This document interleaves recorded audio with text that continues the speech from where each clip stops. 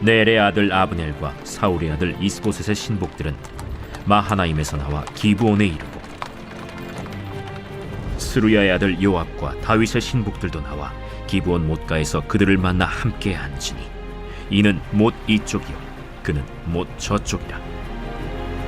아브넬이 요압에게 이르되, 원하건대 청년들에게 일어나서 우리 앞에서 겨루게 하자. 일어나게 하자. 하매 그들이 일어나 그 수대로 나아가니 베냐민과 사울의 아들 이스보셋의 편에 12명이요 다윗의 신복 중에 12명이라. 각기 상대방의 머리를 잡고 칼로 상대방의 옆구리를 찌르매 일제히 쓰러진지라. 그러므로 그곳을 헬갓 핫수림이라 일컬었으며 기브온에 있더라. 그날에 싸움이 심히 맹렬하다니 아브넬과 이스라엘 사람들이 다윗의 신복들 앞에서 패하니라. 그곳에 스루야의 세 아들 요압과 아비새와 아사헬이 있었는데 아사헬의 팔은 들노루같이 빠르더라. 아사헬이 아브넬을 쫓아 달려가되 좌우로 치우치지 않고 아브넬의 뒤를 쫓으니 아브넬이 뒤를 돌아보며 이르되, 아사야, 너냐? 나로라. 너는 왼쪽으로나 오른쪽으로 나가서 청년 하나를 붙잡아 그의 분복을 빼앗으라. 하되 아사헬이 그렇게 하기를 원하지 않고 그의 뒤를 쫓으매 아브넬이 다시 아사헬에게 이르되, 너는 나 쫓기를 그치라. 내가 너를 쳐서 땅에 엎드러지게 할 까닭이 무엇이냐? 그렇게 하면 내가 어떻게 네 형 요압을 대면하겠느냐? 하되 그가 물러가기를 거절하매 아브넬이 창 뒤끝으로 그의 배를 찌르니 창이 그의 등을 꿰뚫고 나간지라. 곧 그곳에 엎드러져 죽음에 아사헬이 엎드러져 죽은 곳에 이르는 자마다 머물러 섰더라.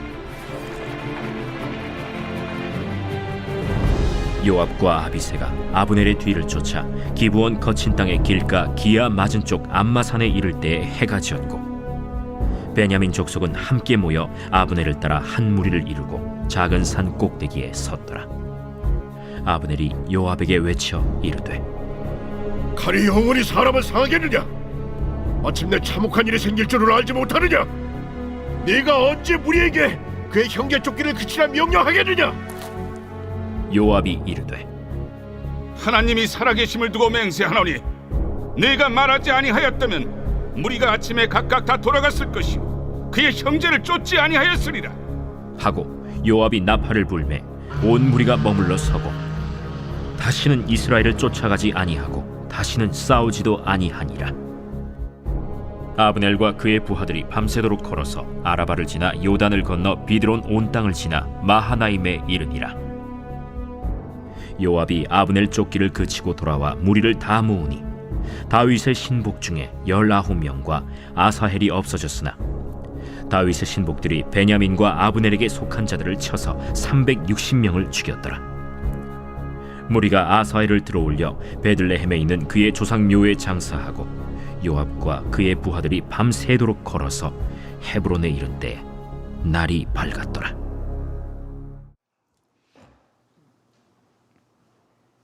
이소부와의 여우 이야기가 하나 있습니다. 한 번은 여우 무리가 물을 마시려고 강둑에 모였는데 물살이 너무 빠르고 물이 깊어서 위험해 보였습니다. 그래서 누구 하나 쉽사리 물을 먹으러 강둑 밑으로 내려가지를 못한 거예요. 잘못하면 쓸려 내려갈까 봐. 그러고 있는 모습을 보던 한 여우가 다른 여우들을 꾸짖으면서 얘기했어요. 내가 얼마나 용감한지를 너희들한테 보여줄게. 나는 저 물이 전혀 무섭지를 않아. 내가 지금 강물에 뛰어들어가지고 물 어떻게 마시는지 보여줄 테니까 잘 봐라 라고 해서 곧장 강물로 뛰어들었어요. 그러자 거센 강물에 이 여우가 휩쓸려 가기 시작합니다. 바둥거리면서 안 가려고 하는데 그렇게 되질 않죠. 그렇게 그 여우가 떠내려가는 걸 보면서 다른 여우들이 외쳤어요. 우리를 두고 가지 마. 어디서 물을 먹어야 안전한지 우리한테 얘기를 해줘야 되잖아 라고 얘기를 한 거예요. 그러자 떠내려가던 여우가 떠내려가는 주제에도 괜찮은 척 이렇게 말을 합니다. 지금은 안 돼. 내가 평소에 넓은 바다에 가고 싶었거든. 오늘 마침 때가 돼가지고 내가 넓은 바다에 나갔다가 올 테니까 다시 돌아와서 어디에서 물 먹으면 안전한지 내가 알려줄게. 라고 떠내려갔습니다. 질문합니다. 이 여우는 돌아왔을까요? 못 돌아왔을까요? 물에 빠진 여우는 강둑에 있는 여우들에게 살려달라고 소리를 쳐야 됐죠. 그런데 그래도 알량한 자존심에 허세를 부렸잖아요. 끝까지 허세를 부리면서 그렇게 하다가 결국은 목숨을 잃게 된 겁니다. 사람은 누구나 어느 정도 허세를 부리고 자존심을 세우려고 하는, 그래서 사람들 앞에 나서고 싶은 그런 욕구가 있습니다. 내가 다른 사람보다 세 보이고 싶고 강해 보이고 싶고 잘나 보이고 싶고 예뻐 보이고 싶고 대단해 보이고 싶은 것은 거의 본능에 가깝습니다. 허세라는 말은요, 실속이 없이 겉으로만 드러나 보이는 기세, 이렇게 의미가 정의되어 있어요. 한마디로 말하면 허세는 실속 없는 짓이다, 쓸데없는 짓이다, 그 얘기입니다. 오늘 본문에 그 실속 없는 짓이 얼마나 큰 일을 벌였는지 제가 지금부터 말씀을 드리도록 하겠습니다. 사울왕이 길보아산 전투에서 전사를 했습니다. 그러자 유다 지파의 사람들이 다윗이 헤브론에 이르자마자 기름을 부어가지고 다윗을 왕으로 삼았어요. 그런데 그것을 인해서 다윗은 이스라엘 전체의 왕이 된 게 아니라 유다 지파의 일부의 왕이 된 거예요. 아직까지 유다 지파를 제외한 다른 지파들은 다윗을 왕으로 인정하고 있지 않기 때문에 그렇습니다. 그래서 다윗은 이스라엘 백성들의 인심을 얻기 위해서 사울왕의 시신을 잘 모아서 수습해 장례를 마무리했던 길르앗 야베스 사람들을 칭찬하면서 나름 열심히 노력을 했습니다. 그럼에도 불구하고 이스라엘 백성들의 마음을 얻기에는 아직까지 역부족이었어요. 결국 다윗이 유다의 왕으로 즉위한 지 약 5년이 되었을 즈음에 요단 동편 마하나임을 중심으로 해서 북쪽에 또 다른 왕국이 세워집니다. 사울왕의 군 사령관이었던 아브넬이 북쪽에 있는 10개의 지파를 모아서 사울의 아들인 이스보셋을 꼭두각시 왕으로 삼은 거예요. 그리고 왕국을 세웠어요. 그리고 내가 다 하는 거죠, 그냥. 결국 사울왕이 죽고 난 후에 이스라엘은 남쪽의 다윗의 왕국과 북쪽의 이스보셋의 왕국으로 잠시 분열이 되는 그런 모습을 보이게 됩니다. 한 나라에 왕이 둘이 있으면 당연히 정통성 시비가 일어날 수밖에 없어요. 서로 내가 정통성을 가지고 있다라고 해서 두 세력 간의 마찰이 계속해서 벌어지는 거예요. 이스라엘 북쪽에 있는 왕국은 사울왕의 아들인 이스보셋이 왕위를 계승해서 왕이 된 거니까 우리한테 정통성이 있다라고 주장을 했던 거고, 다윗의 유다 왕국은 사무엘 선지자가 사울 왕 다음으로 기름 부은 왕이 다윗이기 때문에 다윗이 정통성이 있다, 이렇게 주장을 했던 거예요. 결국은 이것이 문제가 되는 거죠. 여러분 어느 동네에 이렇게 맛집에 가보시면요, 어느 집 이렇게 있는데 옆에 원조 맛집, 이러면 우리가 왕 원조 맛집, 우리가 최초 원조 맛집, 뭐 이렇게 나오는 거예요. 그 뭐예요? 정통성에 대한 얘기잖아요. 누가 제일 먼저 시작했느냐, 누가 진짜냐, 이 얘기를 하는 거죠. 사실은 맛을 보면 아는데 사람들은 그거보다는 그런 것들에 많이 현혹되니까 그렇게 하는 겁니다. 아무튼 결국은 사울왕의 아들 이스보셋의 군대와 다윗의 군대, 아니요, 정확히 말하면 이스라엘의 아브넬의 군대와 다윗의 요압의 군대가 기브온 연못을 사이 두고 이제 같이 대결을 하기 위해서 맞붙어 있는 거예요. 아브넬이 그럼 왜 기브온에 왔느냐? 원래 기브온 사람들은 사울왕의 편에 있었는데 다윗이 왕이 되자마자 노선을 바꿔가지고 다윗의 편에 선 거예요. 이것 봐라, 배신을 해? 한번 손을 좀 봐줘야 되겠는데? 그래서 아브넬의 군대가 온 거예요. 요압의 군대는 왜 왔냐?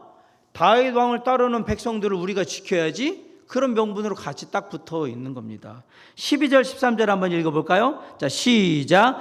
넬의 아들 아브넬과 사울의 아들 이스보셋의 신복들은 마하나임에서 나와 기브온에 이르고, 12절 13절.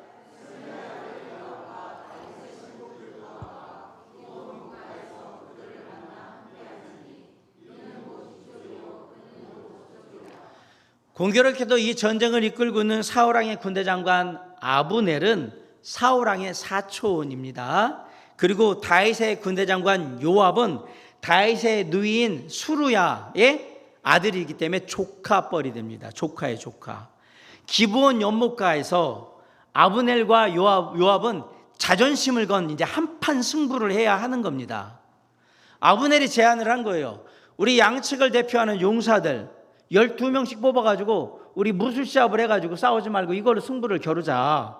제안을 하자. 그래, 한번 붙자 라고 요압이 이 제안을 받아들인 거예요. 14, 15절 한번 봅시다. 시작. 아브넬이 요압에게 이르되,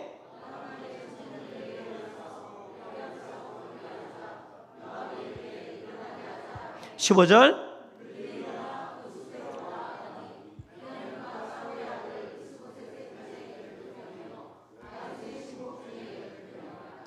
그렇게 해서 사실 한 사람씩 나와가지고 무술 시합을 해가지고 딱 해서 쉽게 말하면 심장을 칼로 겨누거나 목을 겨누면 지는 거잖아요. 그렇게 해서 판결을 내려고 했는데 이 싸움이 이상하게 변질이 돼버렸어요. 어느 순간에 이제 감정이 올라오기 시작하니까 이게 승패를 가리고 그냥 끝나야 되는 대결이었는데 24명의 병사가 서로의 머리를 잡더니 상대방의 옆구리를 칼로 막 찌르기 시작하는 거예요. 죽을 때까지. 무지막지한 무식한 대결이 돼버린 겁니다. 정정당당한 무술시합에서 무자비한 사륙으로 분위기가 바뀌어버린 거예요. 원래 이러려고 했던 게 아니거든요. 내 감정이 확 일어나니까 이제 다 돌변을 해버리기 시작한 거예요. 결국 시합에 참여했던 24명은 다 죽게 됩니다. 그리고 죽은 거로 끝난 게 아니라 더 큰 싸움이 벌어집니다. 그래서 이 지역을 뭐라고 불렀냐? 헬갓, 하수림, 카레밭. 칼에 찔려서 죽은 사람들이 널려 있는 곳. 그냥 애꿎은 생명들이 죽임을 당하는 정말 광란의 현장이 돼버린 거예요. 어쨌거나 이 마지막까지 살아남은 게 다윗의 병사였나 봐요. 그러다 죽었겠죠? 다윗이 이겼어요. 이 다윗의 군대들이. 17절에 보면 그날의 싸움이 심히 맹렬하더니 아브넬과 이스라엘 사람들이 다윗의 신복들 앞에서 패하니라. 이겼어요. 자, 첫 번째 시작은 서로를 견제하기 위해서 만났습니다. 그리고 두 번째는 서로의 알량한 자존심을 지키려는 대결로 24명의 병사가 죽음을 맞이했습니다. 그리고 마지막에는 너 죽고 나 죽자 서로를 죽이는 그러한 전쟁을 하게 된 거예요. 그것도 이방 족속이 아닌 같은 동족끼리 서로를 죽고 죽이는 전쟁을 하게 된 겁니다. 결국 자존심과 체면 때문에 누군가는 허망하게 죽음을 당한 거예요. 그런데 그 전쟁터에 다윗의 누나인 수루야의 세 아들 요압, 아빗의 아사엘이 있었어요. 이 부대를 이끌고 있는 건 요압이고요. 그 요압의 동생이 아사엘이에요. 막내 아사엘은 발이 들로루같이 빨랐다라고 되어 있습니다. 아주 주력이 빠른 사람이죠. 아사엘은 빠른 발을 이용해서 누굴 쫓아가냐면 북쪽 왕국을 대표하는 장군인 아브넬을 추격을 합니다. 아브넬은 아사엘만큼 빠르지는 못하지만 얼마든지 상대를 제압할 수 있는 아주 노련한 그러한 장수입니다. 아사엘이 얘기했겠죠. 멈추라고. 안 그러면 죽는다고. 그러나 아브넬은 멈추지 않았어요. 사실 아브넬은 충분히 아사엘을 죽일 수 있었지만 자신이 아사엘을 죽이게 되면 그 형인 요압과 평생 원수지간으로 이게 엮이게 될 게 뻔하기 때문에 계속 도망을 갔던 거예요. 그런데 아사엘은 이 사실을 모르고 계속 추적을 하는 거예요.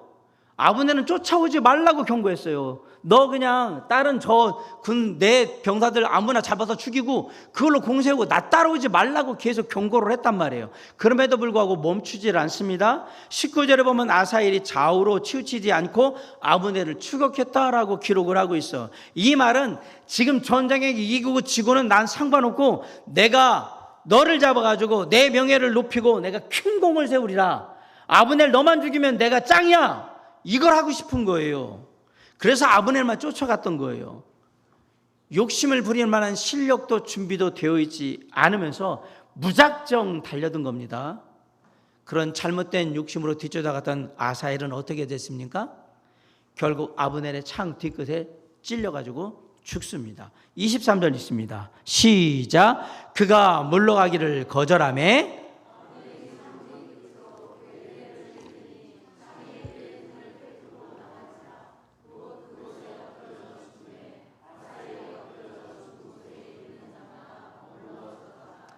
다른 병사가 아니라 요압의 동생인 아사엘이 죽었어요. 그 일로 다른 병사들이 추적하는 걸 멈추면서 여기서 일단 전쟁은 일단락이 됩니다. 그렇게 오전에 낮의 전쟁은 끝나게 된 거예요. 그 싸움의 끝에 아브넬과 요압이 다시 또 만나게 됩니다. 아침에는 기브온 연못가에서 만나는데 해가 질 무렵엔 암마산 작은 산에 있는 거기서 다시 서로를 마주하게 된 거예요. 아침에는 허망하게 허세 부리고 자존심 세우려고 하다가 많은 피를 흘렸지요. 그 아침에 실수를 반복해가지고 또 다시 피를 흘릴지, 아니면 아침에 그 실수를 교훈 삼아서 아름답게 잘 마무리할지 지금 몰라요, 상황이. 아브넬과 요압은 수많은 병사들이 죽고 나서야 서로의 싸움을 멈추려 했던 겁니다. 다행히 이번에는 평화롭게 마무리가 됩니다. 먼저 아브넬이 휴전을 제의를 해요. 그리고 요압이 받아들여서 싸움이 끝났어요. 우리 26, 27, 28절을 한번 읽어보겠습니다. 26 시작. 아브넬이 요압에게 외쳐 이르되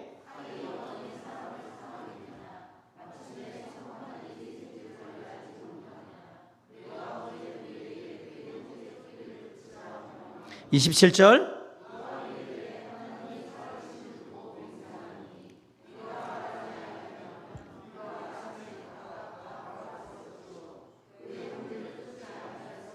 (28절)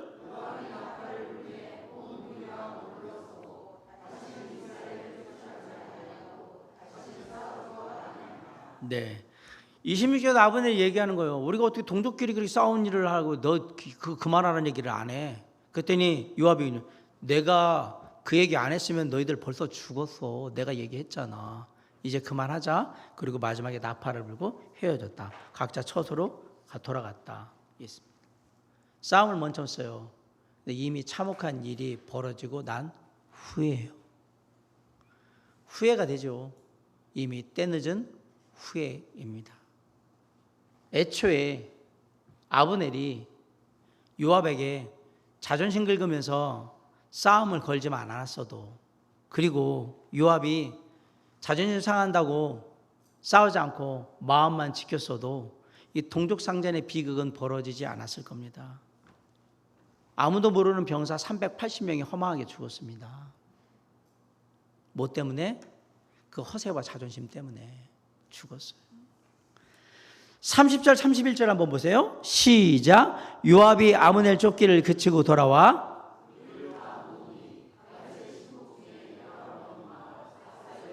31절.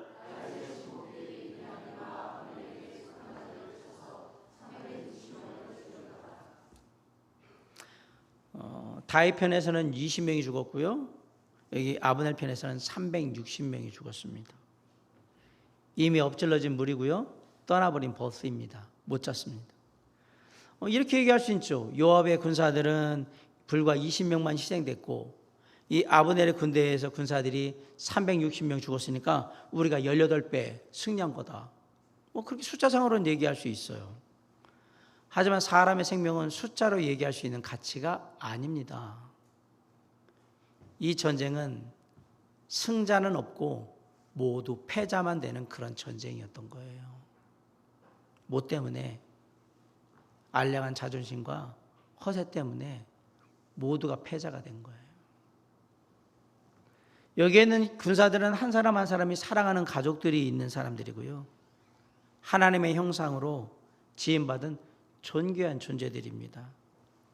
그리고 여기에 누가 있었어요? 다윗의 누나인 수르야의 세 아들 중 막내인 아사엘이 있었는데 죽었어요. 진짜 창창한 젊은 영혼이 죽었어요. 그래서 딸랑 20명만 죽었는데도 불구하고 패전한 느낌인 거예요. 이거 어떡하냐? 다윗 왕에게 가가지고 얘기해야 되잖아요. 32절 한번 보세요. 무리가 아사엘을 들어올려 베들레헴에 있는 그의 조상묘에 장사하고 요압과 그의 부하들이 밤새도록 걸어서 헤브론에 이른 때에 날이 밝았더라. 이 느낌이 32절 느낌이 뭐냐면 조카 죽었다고 어떻게 다윗 왕한테 가서 얘기하지? 이게 이렇게 될 문제가 아니었잖아요. 알량하게 허세 부리고 자존심 지키겠다고 해가지고 지금 했는데 누가 죽었냐면 다윗이 정말 사랑했던 조카가 지금 죽었어요. 그 젊은 아이가. 그러니 어떻게 말을 하지? 물론 요압은 동생이 죽었어요. 진짜 어떻게 못하니까 그냥 터벅터벅 걸어가지고 지금 헤브론 다윗의 왕이 있는 데로 가야 하는 입장인 거예요. 이거 얼마든지 피할 수 있는 싸움이었고요, 얼마든지 죽지 않을 수 있는 희생이었습니다. 하지만 결론은 380명이 죽었고요, 그 중에 다윗의 조카 요압의 동생 아사엘도 죽었어요. 그리고 이 전쟁은 모두가 패자가 된 전쟁이 됐습니다. 뭐 때문에? 자존심 하나 지키겠다고 허세 부리다가 그러다가 다 이렇게 죽은 거예요. 하나님을 떠난 인간의 마음들은 언제나 비극을 부릅니다. 그게 오늘 교훈입니다. 야고보서 1장 15절에 욕심이 잉태한 즉 죄를 낳고 죄가 장성한 즉 사망을 낳느니라. 욕심이 뭐예요? 하나님을 떠난 마음이에요. 하나님을 떠난 마음은 반드시 죽음을 불러요. 죄를 부르고. 저희 집 가훈이에요. 하나님을 떠난 마음의 끝은 좋은 게 없어요. 무조건 다 비극이에요, 비극. 아브넬과 요압의 그 알량한 허세와 자존심 싸움에 380명이 죽었습니다. 더욱이 어린 아사엘은 정말 경솔하고 교만한 마음 가운데 공세고 싶어가지고 무모하게 달려들었다가 죽임을 당했습니다. 이거 다 하나님을 떠난 마음들이 보여주는 결과들이에요. 내가 누군데? 내가 얼마나 강한데? 내가 왕년에 어땠는데? 내가 어떻게 했는데? 내가 반드시 보여준다? 이런 알량한 자존심 때문에 내가 남들보다 얼마나 잘할 수 있는데, 얼마나 잘났는데, 얼마나 능력이 많은데 내가 반드시 보여줄 거야 라는 잘못된 욕심 때문에 애꿎은 목숨들이 죽어나간 겁니다.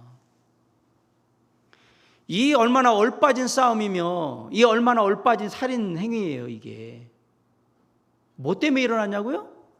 알량한 자존심 지키고 허세 부리느냐고 사람이 죽어나갔어요. 여기에는 어떤 명문도 영적인 고민도 없습니다.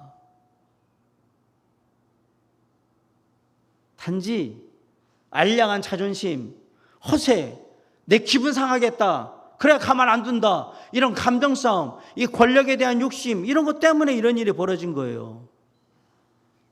그래서 항상 우리의 마음 가운데 하나님의 마음을 품어야 하는 것입니다. 잠언 4장 23절에 모든 지킬 만한 것 중에서 더욱 네 마음을 지키라. 생명이 어디에서 남이라? 이에서 남이라. 마음에서 납니다. 마음 먹기에 따라 살고 죽는 게 결정된다, 이 얘기를 하는 겁니다. 여기 보세요. 사울왕이 전사를 했습니다. 이제 어느 시대가 열렸냐? 다윗 왕의 시대가 열렸어요. 근데 왜 뜬금없는 아브넬과 요압의 얘기가 나옵니까? 이 사람들은 하나님이나 하나님의 마음은 전혀 관심 없는 사람들입니다. 권력을 잡았어요. 잡고 나서 내가 원하는 대로 제멋대로 그냥 막 그렇게 하는 사람들이에요. 하나님을 떠난 인간적인 마음으로, 세상적인 욕심으로 여기저기 다 들쑤시고 다니는 그런 사람들이란 말이에요. 이 사람들이. 그런데 놀라운 사실은 사울왕 옆에서 하나님의 뜻, 하나님의 마음을 헤아리지 못했던 사울이 어떻게 됐는지를 봤고, 다윗 왕 옆에서 사울왕을 죽일 수 있는 그 많은 기회 속에서 하나님의 뜻을, 하나님의 마음으로 사울왕을 주면서 어떻게 살려줬는지를 옆에서 다 본 사람들이에요. 아브넬과 요압이. 그런데 이렇게 하고 있는 거예요. 어떻게 하는 것이 하나님이 기뻐하시는 일일 거고 하나님의 뜻을 이루는 것인지를 알고 있음에도 불구하고 이렇게 하고 있는 겁니다. 말로는 하나님을 믿는다, 하나님을 따른다고 말을 하는데 실상은 그저 허세나 부리고 욕심이나 부리고 자존심 지키려는 아주 인간적인 마음으로 그렇게 살고 있는 사람들입니다. 하나님을 떠난 인간적인 마음은 결국은 전쟁을 나갔고요. 아무 잘못이 없는 애꿎은 목숨 380명을 죽게 만들었습니다. 그럼 지금은 그런 일이 없냐? 지금도 이런 일들이 비일비재합니다. 위정자들이 전쟁을 일으키잖아요. 이스라엘과 지금 이란이 싸우고 있잖아요. 아무 명분 없습니다. 명분 얘기하지만 결국 죽는 거는 아무 잘못이 없는 사람들이 죽어나가게 됩니다. 자신의 정치적인 위상을 세우기 위해서, 권력을 유지하기 위해서 사람을 내모는 거예요, 죽음으로. 싸움 중에 가장 좋은 싸움은 어떤 싸움이냐? 안 싸우고 이기는 싸움이 가장 좋은 싸움인 거예요. 죽지 않고 이겨야 되는 거라고. 내 자존심 상한다고 해서 사람 때리는 일, 사람 죽이고 부시고 이런 거는 비일비재하지 않습니까? 기분 나쁘게 했다. 내 마음 상하게 했다. 지난 5월 12일 날 화성 동탄에서 아파트 단지에서 한 30대 남성 A씨가 전 연인인 B씨를 흉기를 살해해버렸어요.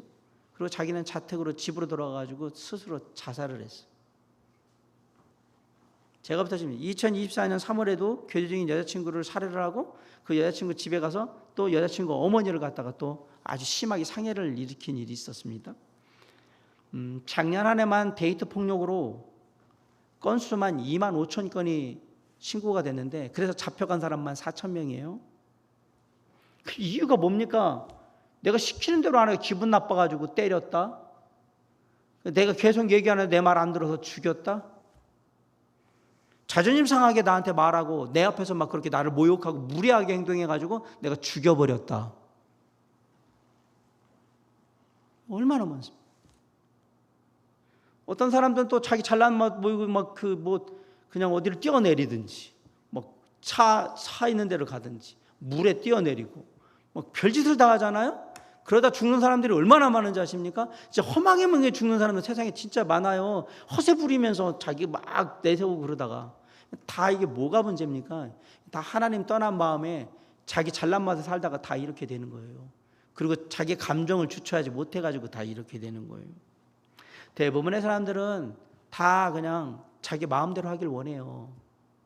자기 원하는 대로 기분 상하지 않고 그냥 내가 원하는 대로 하고 싶어하는 마음들이 있어요.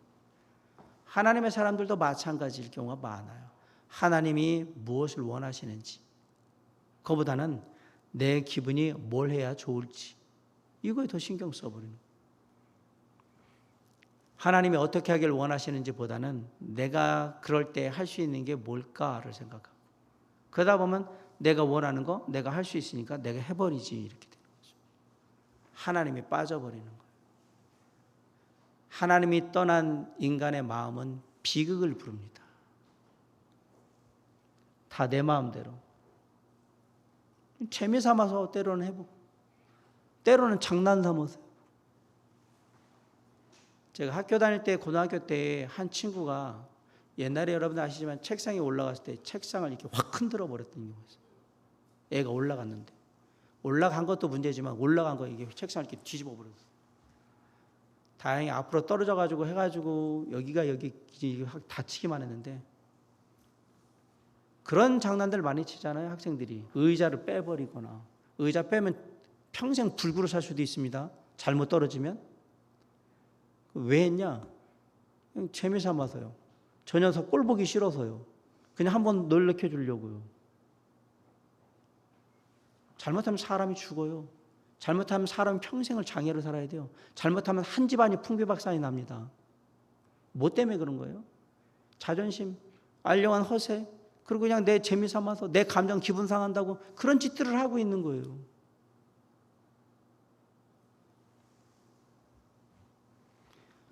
모든 비극은 하나님의 마음으로 사람들을 바라보고 행동하지 않고 하나님의 마음을 떠나 있을 때 벌어지는 일들이에요. 우리가 주님의 마음을 본받는다면 세상에 비극은 일어나지 않습니다. 왜 비극이 일어납니까?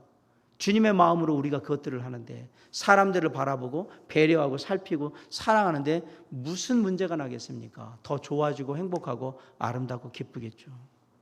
가정에서도, 직장에서도, 학교에서도, 교회에서도 마찬가지입니다. 알량한 자존심 가지고 싸우지 마세요.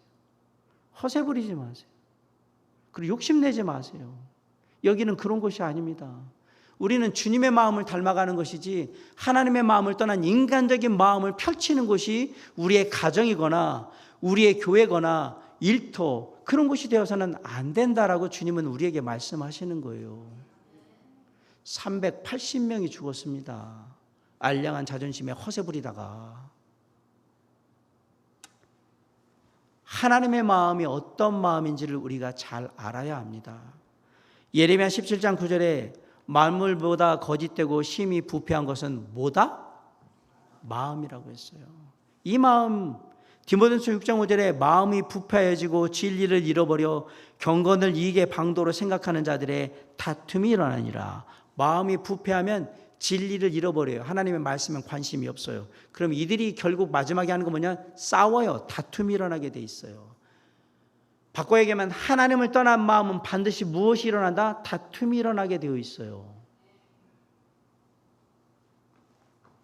내가 누군가와 싸우고 있다면 내가 지금 주님의 마음을 떠나려고 하는구나 라고 생각하시면 돼요.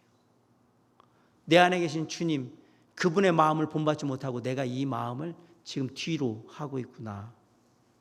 다 마음을 지키지 못해서 벌어진 일들이에요. 세상의 모든 일들은 다 마음을 지키지 못해서 벌어지는 겁니다. 참을인 자 3개면 살인을 면한다고 했습니다. 생명은 뭐에서 난다고요? 마음에서 납니다. 마음에서. 마음을 지켜야 합니다. 근데 마음을 지키지 못한 거예요. 디모데전서 6장 5절은 마음을 지키지 못했다는 얘기를 마음이 부패했다라고 얘기했어요. 썩었다라는 얘기예요. 건강하지 못하다는 얘기죠. 건강하지 못하다는 얘기는 그 안에 하나님이 거하시지 않는 마음이다라는 얘기예요. 하나님이 거하시지 않는 마음이라는 얘기는 하나님의 말씀이 삶에 적용되고 실천되지 않는 삶을 살고 있다 이 얘기를 하는 겁니다. 그러면 뭐가 되느냐? 다툼이 일어난다 이 얘기예요. 서로 주먹질하고 서로 욕하고 서로 싸우고 서로 비난하고 하는 일들이 벌어져요. 그때 기억하셔야 돼요. 내 마음이 어디를 떠났다? 하나님을 떠나 있다라는 사실이에요. 그래서 380명이 죽은 거예요. 우리가 아무리 목숨 바쳐 열심히 일한다고 할지라도 우리 안에 하나님의 마음이 하나님이 안 계시면 결국 다 비극이 됩니다. 그게 오늘 말씀의 결론입니다. 열심히 해봤자 소용이 없습니다. 주님이 안 계시면, 주님의 마음으로 그 일을 감당하지 않으면 다 비극으로 간다라고 얘기를 하는 거예요. 그런데 이게 오늘 살고 있는 우리의 세상의 모습이에요. 우리가 그리스도인으로서 생각해야 돼요. 나는 하나님을 믿습니다. 그럼 우리는 우리 안에 하나님의 마음이 늘 함께 하기를 원해야 하고 그렇게 될 수 있도록 노력해야 됩니다. 세상에는 그리스도인들을 마찬가지로 더 많이 누리고 더 좋은 것 누리기 위해서 열심히 일하는 사람들 많습니다. 저는 열심히 일하지 말라고 지금 얘기하는 게 아닙니다. 근데 너무 열심히 일하다 보니까 너무 바빠가지고 하나님과 만날 수 있는, 주님의 마음을 본받고 헤아릴 수 있는 시간이 점점 적어지는 거예요. 그러면서 피곤에 쩔어가지고 힘든 삶을 살아요. 영혼은 기쁨과 평안을 누리지를 못합니다. 그 상황은 내 안에서 주님의 마음을 누리지 못하고 있다라는 얘기예요. 지금 내 삶이. 사랑하는 성도 여러분, 여러분에게 이렇게 권면하고 말씀을 마무리할까 합니다. 조금 덜 먹고 조금 덜 누리면서 조금 더 주님 마음 내 안에 담고 사시면 안 되겠습니까?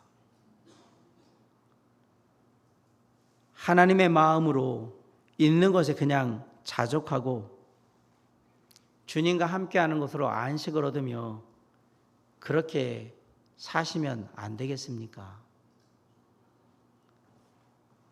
괜한 자존심에 괜한 허세 부리느냐고 그거 말한 거 지킨다고 아둥바둥 거리다가 하나님을 떠나고 하나님의 마음을 잃어버린다면 우리의 인생은 비극이 되는 거잖아요. 그렇게 우리가 조금씩 더 하나님을 알아가고 주님의 마음을 알아간다면 조금씩 내 마음에 하나님의 마음을 담을 수 있지 않겠습니까? 그렇게 하나님의 마음을 조금씩 내 마음에 담아갈 수 있다면 지금보다 조금 더 사랑할 줄 알게 될 것이고 지금보다 조금 더 기쁨을 누릴 수 있게 될 것이고 지금보다 조금 더 사람들과 화평을 추구하게 될 것이고 지금보다 조금 더 인내할 수 있을 것이며 지금보다 조금 더 사람들에게 친절을 베풀 수도 있을 것이고 지금보다 조금 더 선함을 잃지 않고 유지할 수 있을 것이며 지금보다 조금 더 신실하게 지금보다 조금 더 온유하게 그리고 지금보다 조금 더 절제하는 삶의 모습을 보여줄 수 있지 않겠습니까? 누가 인생의 참된 승리자가 될 수 있을까요? 오늘 본문은 하나님의 마음을 가진 자, 그래서 하나님의 뜻을 살피고 헤아려 그 뜻 가운데 살아가는 자, 그들이 진정한 이 땅의 승자가 될 거라고 우리에게 얘기하는 거예요. 아무리 열심히 해도 아무리 최선을 다해도 하나님의 마음을 떠나면 모두가 다 패자가 될 수밖에 없다라는 사실을 주님은 오늘 이 말씀을 통해 우리에게 교훈하고 있는 겁니다. 지금 당장은 우리가 다 할 수 없을지라도 조금씩이라도 내가 날마다 하나님의 마음을 알아가고 그 알아가는 마음을 내 마음 안으로 담아간다면 우리의 삶에 채워간다면 우리의 삶이 주님 보시기에 아름답고 정말 주님 보시기에 기쁨이 넘치는 그런 삶으로 변화될 수 있으리라고 생각합니다. 오늘도 오늘 말씀의 교훈처럼 정말로 하나님을 떠난 그런 마음으로 사는 것이 아니라 조금이라도 주님의 마음을 내 마음에 담고 그 마음을 닮아가면서 한 걸음 한 걸음 내딛기를 소망하고 그러는 나의 삶 가운데 주의 선하신 역사하심과 은혜가 넘치기를 갈망하면서 오늘도 묵묵히 주님의 길을 걸어 나아가는 저와 여러분이 될 수 있기를 주님의 이름으로 간절히 축원합니다. 기도하시겠습니다.